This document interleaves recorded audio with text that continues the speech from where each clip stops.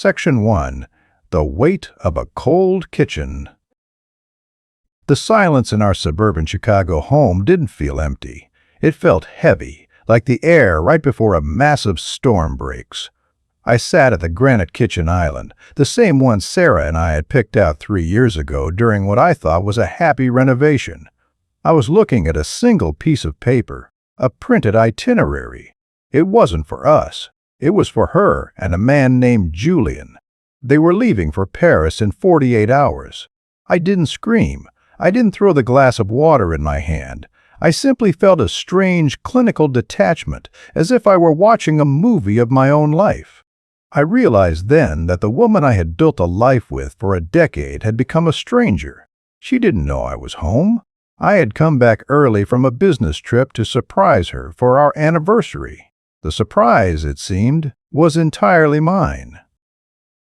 I stayed silent because I needed to understand the depth of the betrayal before I made a move. This wasn't just a fling. This was a replacement. I heard her footsteps on the hardwood upstairs, the light, rhythmic clicking of her heels. She was packing. She was humming a song I didn't recognize. It was a French pop song. The irony was almost too much to bear. That was the moment I understood that my marriage hadn't ended today. It had been dying for months while I was busy building a future she was already planning to exit. I looked at the wedding photo on the wall. We looked so young, so certain. Now, that photo felt like a document from a different century. I heard her voice on the phone. "Yes, Julian. Everything is ready. He's away until Friday. He won't even know I'm gone until we're over the Atlantic." Her laugh was sharp. It lacked the warmth I had spent 10 years trying to protect. She sounded liberated. She sounded like she was shedding a skin that had become too tight. I stayed in the shadows of the kitchen. I didn't want a confrontation yet. A confrontation gives the other person a chance to defend themselves, to lie, to manipulate the narrative. I wasn't interested in her excuses. I was interested in the truth. I watched through the cracked door as she walked into the living room. She looked beautiful. She was wearing a new dress, something expensive, something I hadn't bought her. She checked her reflection in the hallway mirror, adjusted her hair, and smiled. It was a smile of pure, unadulterated anticipation. She wasn't leaving a husband. She was escaping a ghost. The social imbalance was staggering.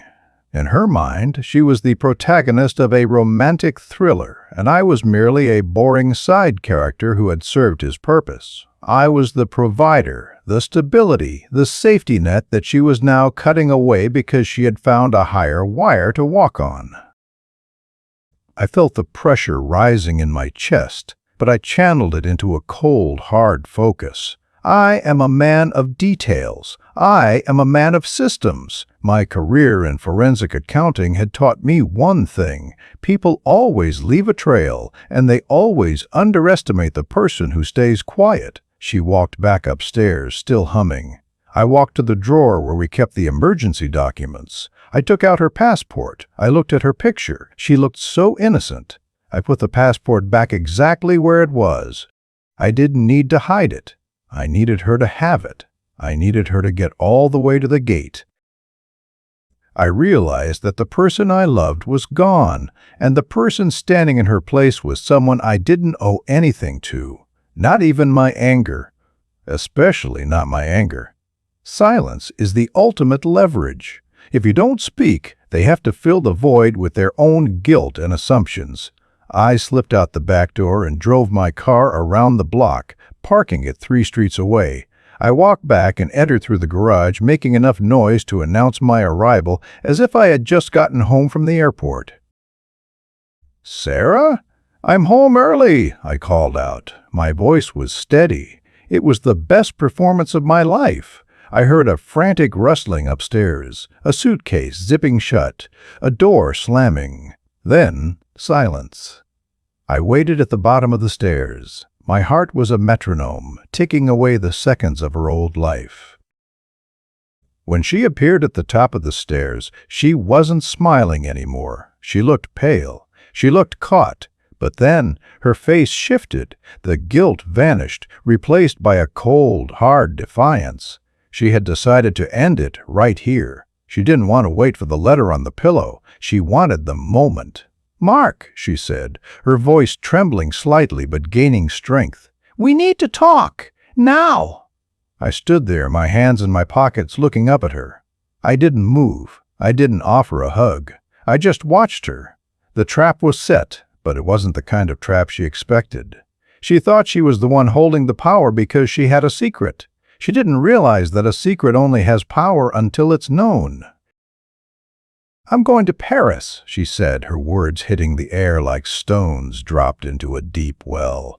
"With Julian. It's over, Mark. I'm leaving you tonight." I didn't blink. I didn't gasp. I simply tilted my head slightly. "I know," I said quietly. The look of confusion that crossed her face was the first crack in her armor. She expected a fight. She expected me to beg. She expected me to ask who Julian was. By saying those two words, I had stripped her of the climax she had been rehearsing. You know," she stammered. "Enjoy," I replied. I turned my back on her and walked toward the kitchen to make a pot of coffee. The silence that followed was louder than any scream. She stood at the top of the stairs, her entire plan discarded, staring at the back of a man she realized she didn't know at all. Section 2. The Art of the Invisible Pivot. The kitchen felt different now. The air was no longer heavy, it was sharp. I could hear Sarah's breathing from the hallway, shallow, ragged, confused. She had expected a scene. She had prepared a script where she was the brave woman leaving a stagnant marriage for true passion. By refusing to play my part, I had rendered her script useless. "What do you mean, enjoys?" she finally yelled, her voice echoing off the high ceilings. She came down the stairs, her heels clicking aggressively now. "That's it? 10 years and you just say, enjoy?" I didn't turn around. I focused on the coffee beans, the mechanical grind providing a grounding rhythm. "What would you prefer, Sarah? A lecture on loyalty? A debate on the merits of Julian's financial portfolio compared to mine? You've made your choice. You've packed your bags. The itinerary is on the counter." She froze at the mention of the itinerary. She hadn't realized I'd seen it. The internal monologue in my head was clear. She thinks she's the one in control because she's leaving. She doesn't realize she's leaving exactly what I want her to leave. I stayed silent because any word I spoke would be a gift to her. It would give her a handle to grab onto. I chose to be a smooth, vertical wall. There was nothing for her to climb. "You're cold," she whispered, stepping into the kitchen. "You've always been so cold. This is exactly why I'm leaving. Julian sees me. He feels things. You're just a machine." I finally turned around. I leaned against the counter and took a slow sip of water. I looked at her, not with anger, but with a terrifyingly calm curiosity.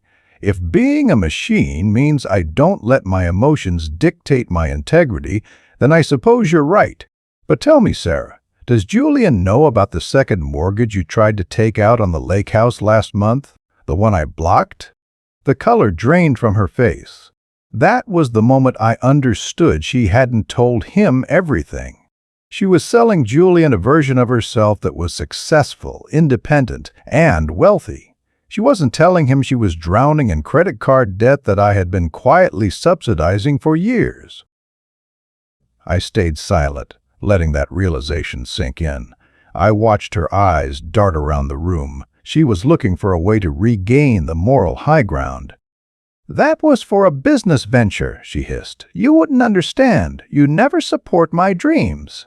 "I supported your dreams to the tune of $80,000 last year alone," I said evenly. "But we're past that now. You have a flight to catch. Terminal 5 O'Hare. I'd suggest leaving soon.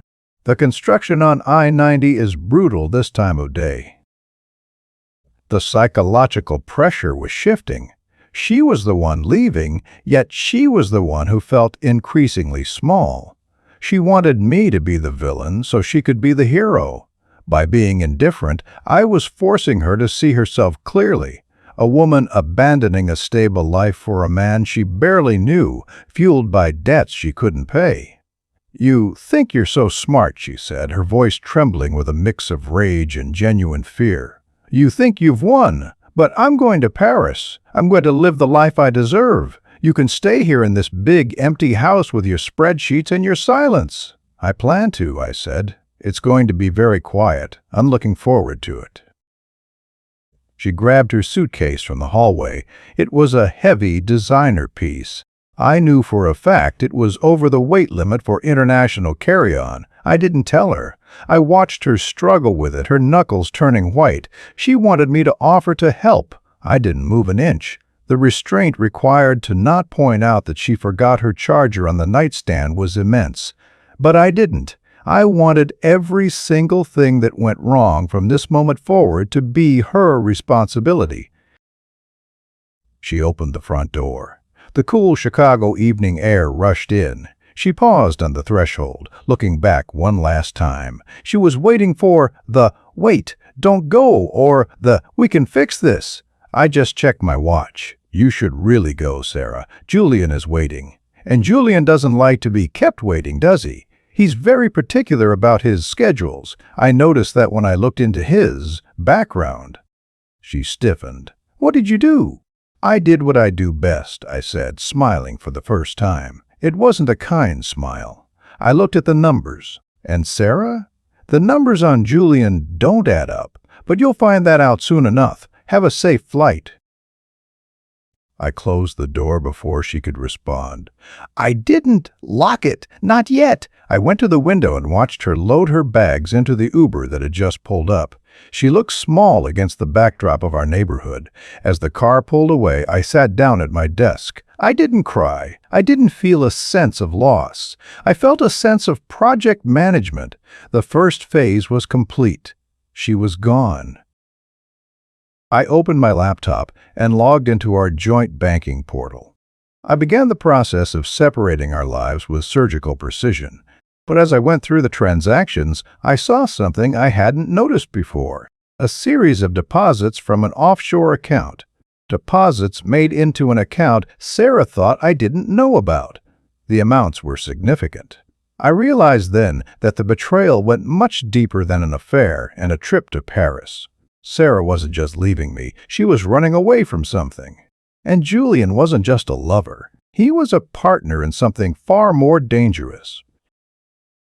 I leaned back in my chair, the blue light of the screen reflecting in my eyes. The pressure didn't stabilize, it morphed. I wasn't just a husband who had been cheated on. I was a man who had accidentally stumbled into the middle of a very expensive, very illegal disappearing act.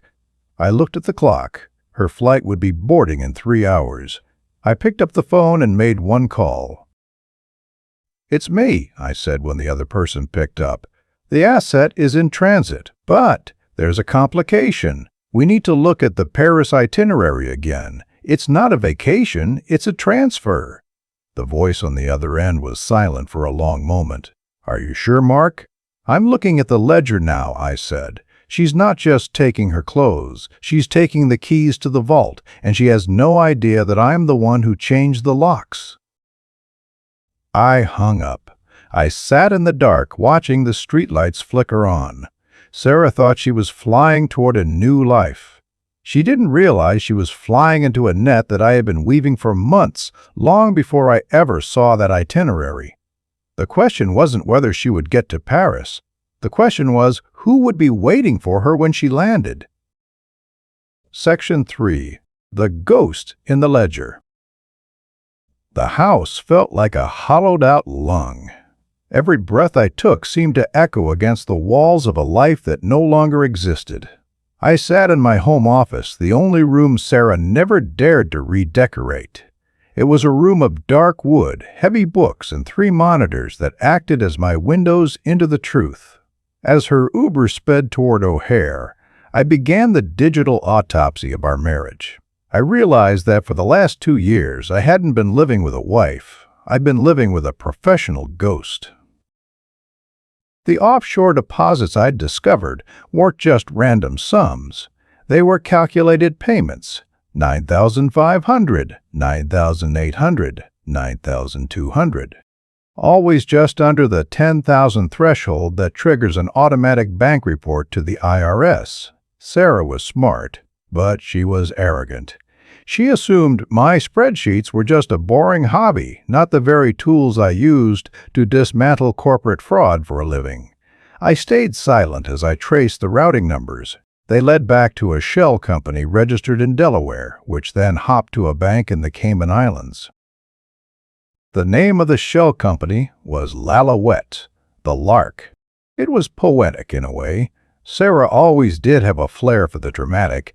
I stayed silent because the more I looked, the more I realized Julian wasn't the mastermind. He was the lure. He was the handsome stranger designed to keep her distracted while she funneled money out of my primary business accounts. I had been so focused on the emotional distance between us that I'd missed the financial hemorrhaging.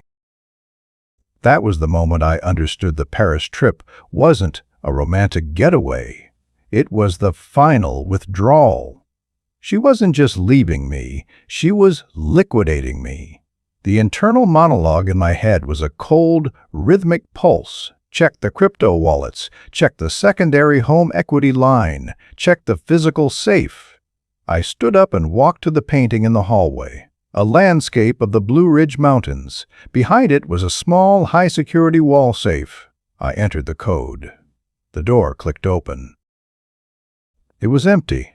The jewelry Sarah had inherited from her grandmother, the emergency gold bars I'd bought during the 2020 crash, and the backup hard drives were all gone. I didn't panic. Panic is for people who have something left to lose. I had already lost the woman I loved. Now I was just protecting the man I was becoming. I went back to the kitchen and saw the coffee I had brewed. It was cold. I poured it down the sink, watching the dark liquid swirl away. The social imbalance of our relationship had been a lie. She thought she was the predator, and I was the prey. She thought she was the one with the secret life. But in my world, the one who watches is always more powerful than the one who acts. I looked at the clock. She would be at the airport by now, checking in, moving through security, feeling that rush of adrenaline that comes with an escape. She probably felt lighter than she had in years. I stayed silent as I picked up my phone and opened a specific app. It was a GPS tracker I'd installed on her phone months ago, not because I suspected an affair, but because she had a habit of losing her device. Now, that thoughtful husband gesture was a leash. The little blue dot was stationary at Terminal 5. I realized that Sarah's biggest mistake wasn't the betrayal. It was the assumption that I was a safe man. She mistook my stability for weakness and my kindness for blindness. I began to type. I wasn't writing a letter to her. I was writing a series of commands. I initiated a freeze on all joint credit cards, citing suspicious international activity. I contacted our private banker and moved the remaining liquid assets into a solo trust she couldn't touch without a signature she would never get. Then, I did something Sarah would never expect. I sent a message to Julian. I had found his number in the call logs I'd downloaded earlier. It was a burner, but I traced it to a real identity. Julian wasn't a high-flying architect. He was a disgraced former broker with a string of romance scams in his wake. "Julian," I texted, "the funds in the Delaware account have been flagged by the feds. Sarah doesn't know. If you board that plane with her, you're boarding a one-way trip to a federal deposition. Check the Lalawet ledger. It's been compromised." I put the phone down. I didn't need him to believe me immediately. I just needed to plant the seed of doubt. In a relationship built on a lie, doubt is more destructive than any truth. The pressure was mounting, but not for me. I could almost feel the tension in that airport terminal. Sarah sitting at a gate, clutching her designer bag, waiting for her prince, while Julian stared at his phone, realizing his mark might be bringing the police right to his doorstep. I realized then that the most effective way to destroy a person's future is to make them afraid of the person standing right next to them. Section 4. The Terminal Paradox. The little blue dot on my screen began to move. It wasn't moving toward the gate. It was moving toward the exit of Terminal 5. Julian had blinked. I stayed in my darkened living room, the only light coming from the glow of my monitors, and felt a strange sense of calm. The chess pieces were moving exactly as I'd predicted. Julian was a predator, and predators don't stay for a fight they can't win. He would leave Sarah at the airport, disappearing back into the shadows of the internet. Sarah would be left alone in one of the busiest airports in the world, with a suitcase full of stolen memories and a boarding pass to a city she couldn't afford. I realized that the humiliation she had planned for me, the dramatic declaration, the clean break, was now being reflected back at her. She had traded a mountain for a mirage. I stayed silent because I wanted her to feel the full weight of that abandonment, to sit in a plastic chair surrounded by strangers and understand that the man she mocked for being predictable was the only one who would have actually saved her. My internal monologue was a cold, analytical stream. She would call him. He wouldn't answer. She would check her banking app and see the words, "Access denied." She would realize she had no hotel reservation in Paris because I had canceled it 10 minutes earlier. I stayed silent because the silence was my greatest weapon. Every minute she spent waiting for a man who wasn't coming was another minute she had to spend alone with herself, and I knew how much she hated that. The social imbalance had completely flipped. She was no longer the daring adventuress chasing a new life. She was a woman in a $2,000 dress with nowhere to go. I looked again at the photos of Julian I'd pulled from a private investigator's database. He looked charming, rehearsed, dangerous in the way smooth men often are. Sarah had always been a sucker for a good story. She never realized that the most dangerous stories are the ones we tell ourselves. The pressure in the house dissipated, replaced by a crystalline clarity. I wasn't angry anymore. I was just done. 10 years of marriage felt like a book I'd finished reading. I knew the ending wasn't happy, but the cover was finally closed. Then I saw the blue dot stop at the taxi stand. She was leaving the airport. She wasn't going to Paris. She was coming back. She probably thought she could talk her way back in. She likely had a new script ready. Mistake, pressure, love. She would try to use the very kindness she had mocked to regain access to the safety of my bank account. I stood up and walked to the front door and did what I should have done hours earlier. I turned the deadbolt. I engaged the security chain. I entered the alarm code that would alert the police the moment an unauthorized key touched the lock.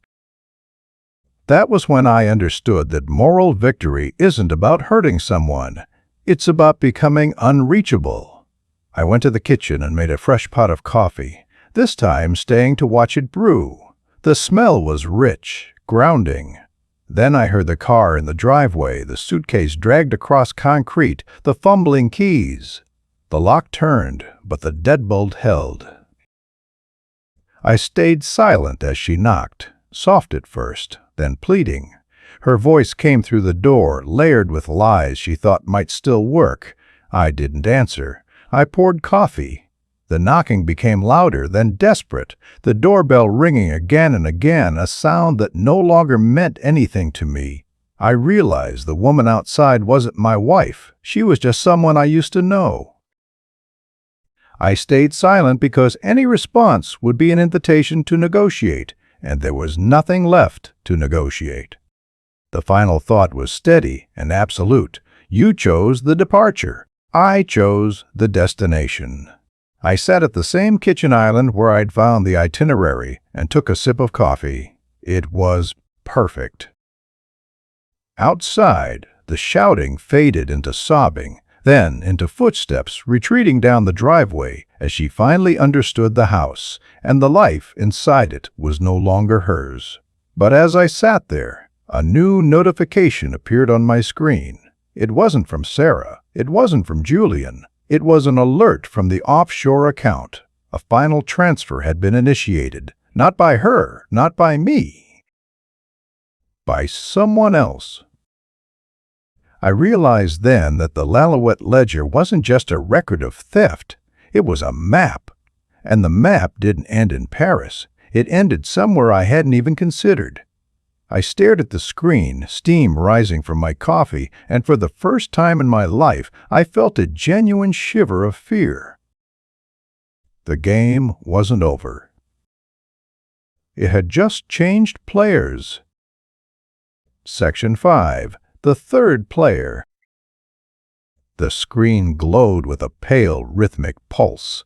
The notification was a transfer pending alert, but the destination wasn't the Cayman Islands or a local branch in Chicago. It was a digital wallet tied to a server in Switzerland. The amount was exactly $412,000, the remainder of the equity I had spent a decade building. Sarah hadn't just been skimming, she had been acting as a conduit for someone far more dangerous than a low-level romance scammer like Julian. I stayed silent as I realized my house wasn't a sanctuary anymore.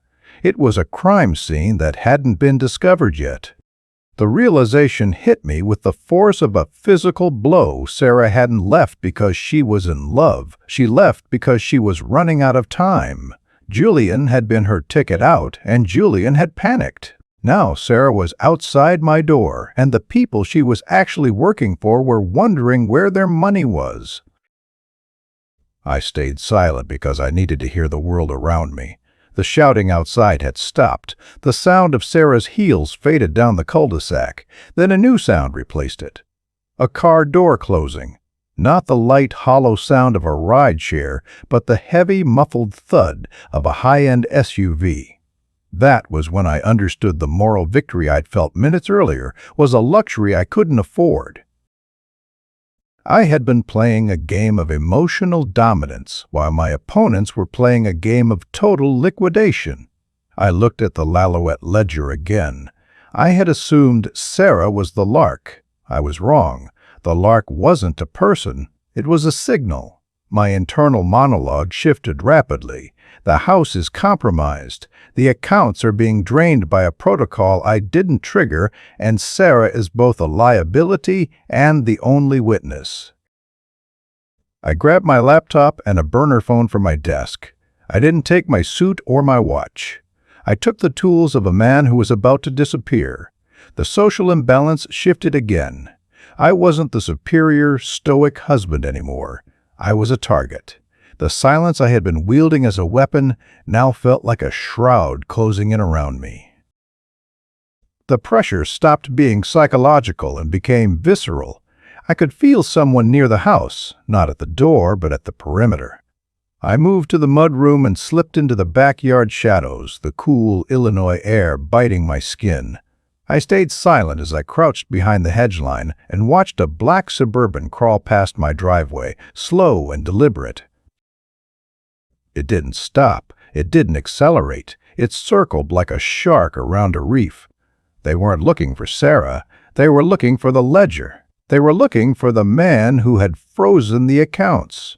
I realized then the Paris itinerary had been a decoy from the start, meant to be found, meant to provoke exactly this response. Sarah was the bait, and I had bitten. I stayed silent as I reached the edge of my property. I didn't go for my car. It still had a GPS I hadn't disabled. I walked 3 blocks through the dark, avoiding main sidewalks, until I reached the local park. I sat on a bench, just another man out for a late-night breath of air, and opened the burner phone. The Swiss transfer wasn't complete. It was stuck in a security loop. My bank's fraud detection had paused it because of the freeze I'd placed on the joint cards.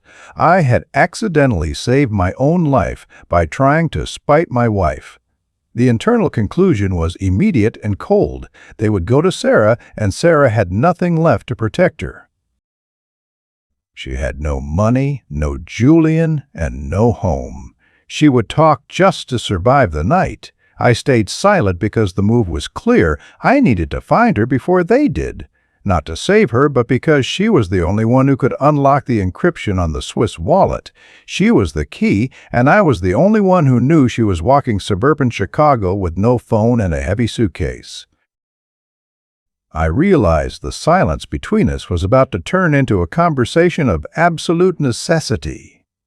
The enjoy I'd whispered earlier felt like a ghost now. She was enjoying nothing, and neither was I. As I saw the black SUV turn the corner back toward my street, I stood and headed toward the only place I knew she would go when she had nothing left. The 24-hour diner where we had our first date. It was a cliché, and Sarah was a creature of habit when she was afraid. As I walked, the irony settled in. I had spent years being the man who provided everything, only to learn that the only thing that mattered was the one thing I had always kept hidden, my ability to survive. Section 6. The Diner at the Edge of the World. The neon sign of the Red Line Diner flickered in the damp air, casting a sickly pink glow over the empty parking lot. I saw her through the window, sitting in the far corner booth where we'd sat a decade ago talking about our future. Her designer suitcase was tucked under the table like a wounded animal. She looked smaller now, her earlier defiance replaced by a shivering, wide-eyed terror. I stayed silent as I entered. The bell above the door rang, a sharp, metallic sound that made her jump. She looked at me, and for a brief second I saw relief flash in her eyes, followed immediately by shame. I sat down across from her without ordering anything or taking off my coat. "The black SUV," I said quietly. "Who are they, Sarah?" She didn't try to lie. She didn't have the energy for another script. They told her it was investment management, that if she moved the money, she'd get a percentage. Julian wasn't just her boyfriend, he was her handler, the man meant to deliver her to the contact in Paris. I stayed silent as her words hung between us, realizing she wasn't the mastermind, just a useful middleman. They were coming for the money. When Julian read my text, he realized I wasn't a bored husband. He realized I was a forensic accountant and panicked, dumping her at the curb. The social imbalance vanished in that moment. We were both targets now, but I still had leverage. The $412,000 was stuck in a security loop, and she had the encryption key on the hard drive she'd taken from the safe. She pulled a small silver drive from her bag, admitting she thought it was her retirement, but couldn't open it without my biometric signature. I stayed silent as the truth crystallized. The Lallouette ledger wasn't just a map, it was a lock. Together we were valuable. Separately, we were expendable. As she cried, apologizing, I told her calmly she had never been in control. She was a transaction. The psychological pressure peaked as the black SUV rolled into the diner parking lot. Two men stepped out, clean, precise, dangerous because they looked like bankers. I took the hard drive from Sarah's hand and whispered instructions. She would play the betrayed wife. I would do the talking. When she asked if they'd let us go, I told her they'd let one of us go. The men entered. The waitress didn't look up. The air thickened with grease and stale coffee. I realized the only way to win was to change the currency. They wanted money. I wanted silence. I placed the hard drive on the table and covered it with my hand, telling them I was the man who stopped the transfer and the only one who could restart it. The silver-haired one warned I'd caused trouble beyond my position. I told him my position was the only one that mattered. I offered the $412,000 plus interest in exchange for Sarah and me being deleted from their ledger. He called me cold. I replied that she'd been right about many things, but wrong about who held the leash. When he pushed the laptop toward me and told me to unlock it, I didn't flinch. I told him first we needed to talk about the other $2 million in the Lallouette account, the part Sarah had never been told about. The silence that followed was absolute. Sarah's eyes widened. The man's smile vanished. The game hadn't just changed, it had become a war. Section 7. The Ghost in the Machine. The silence in the Red Line Diner shifted from heavy to lethal. The silver-haired man, whose name I would later learn was Arthur, didn't move a muscle, but the air around him grew cold. Sarah looked between us, her face a mask of dawning horror. She had been risking her life for a fraction of a fortune she didn't even know existed, a foot soldier who thought she was a general. I stayed silent because I wanted Arthur to realize I wasn't guessing. In forensic accounting, you don't look for the money that's there, you look for the hole where the money should be. The 412,000 was just sediment at the bottom of a much deeper pool. The real lark was a laundering operation moving millions through real estate transitions Sarah had been signing off on under the guise of home improvements. Arthur told me I was overplaying my hand, his voice a melodic threat, warning that knowing about the $2 million didn't give me leverage. I leaned back, my hand still on the silver drive, and told him that if I didn't check in with a secure server every 60 minutes, a file containing routing numbers for all 12 of the shell companies would be sent directly to FinCEN. I wasn't overplaying, I was balanced. I stayed silent, letting the reality sink in. I had set up a dead man's switch the moment I left the house. A man like Arthur wouldn't negotiate with the victim. He would only negotiate with an equal. The social imbalance snapped. Sarah became irrelevant, reduced to furniture, while I controlled the flow of millions and held the leash on their freedom. When Arthur asked what I wanted, I told him I wanted a clean break. He could take the silver drive, the 400,000, and the $2 million, but he would take Sarah as well. She was his liability now, not mine. She knew too much, and I wanted her gone from my life, my house, and my city. Sarah gasped and sobbed, the sound raw and unfiltered as the realization hit her. I stayed silent because she needed to feel the full weight of her choices. She had wanted danger, secrets, and high-stakes romance. I was giving her exactly that, just not the version she imagined. Arthur nodded, calling it a fair trade.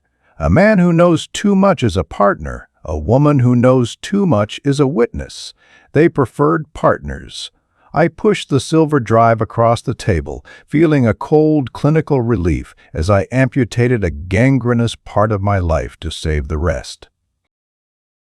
I told him the encryption key was my thumbprint and explained the terms. Once the transfer completed, the dead man's switch would be deactivated for 24 hours.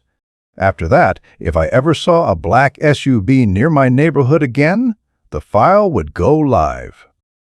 I pressed my thumb to the sensor. It glowed green. The data was live. Arthur stood and told Sarah her flight was waiting. She looked at me, searching for the man who had loved her for a decade. She found nothing. I was a machine, just as she had said, one that had processed its final transaction. When she whispered my name, I gave her my last words. Enjoy Paris, Sarah. Section 8. The Sound of Absolute Zero. I watched from the booth as Arthur led Sarah out of the diner. She didn't fight. She walked like a ghost, her heavy suitcase carried by the other man in the dark coat. The black SUV pulled away from the curb, its taillights fading into the Chicago fog. I stayed silent for a long time. I ordered a black coffee. It was hot, bitter, and real. I realized that the moral victory isn't a scene in a movie. It isn't a speech or a public shaming. It is the moment when you realize you no longer care enough to be angry. I had lost my wife, my savings, and my sense of security, but I had gained something far more valuable, the truth of who I was. I was a man who could survive the impossible. The internal monologue in my head was a quiet, steady hum. The house would be sold by the end of the month.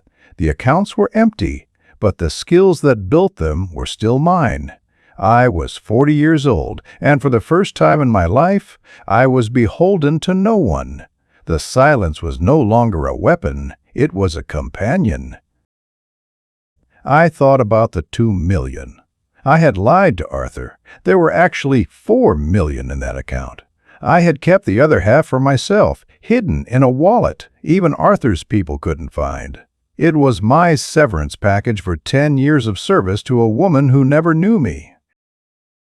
I realized the social imbalance of the world is a lie.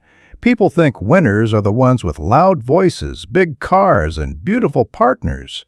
But the real power belongs to the man who can sit alone in a diner at 3 in the morning, having lost everything and feel nothing but peace. The final closure wasn't when she left. It was now. I stood up and left a $20 bill on the table. It was more than the coffee cost, but I didn't want change. I wanted to leave with nothing in my pockets but my keys and my future. I walked out into the cool night air as the city began to wake, the distant rumble of the L train sounding like progress. I didn't look toward my house or the airport. I walked toward the station. The story of Mark and Sarah was over. The story of the man who remained was just beginning. Sarah would live the rest of her life looking over her shoulder, trapped in a gilded Paris built on stolen money and shattered trust. I, on the other hand, was going to be a ghost. There is nothing more powerful than a ghost who knows how to count. The pressure vanished. The weight was gone. I felt light, inevitable. I reached the platform as the train arrived and stepped inside, the doors closing behind me with a final hiss. The train carried me away from the ruins of my old life. I looked at my reflection in the window. I didn't look like a victim or a hero. I just looked like a man who was finally, truly alone. And for the first time in 10 years, I smiled. The ledger was balanced.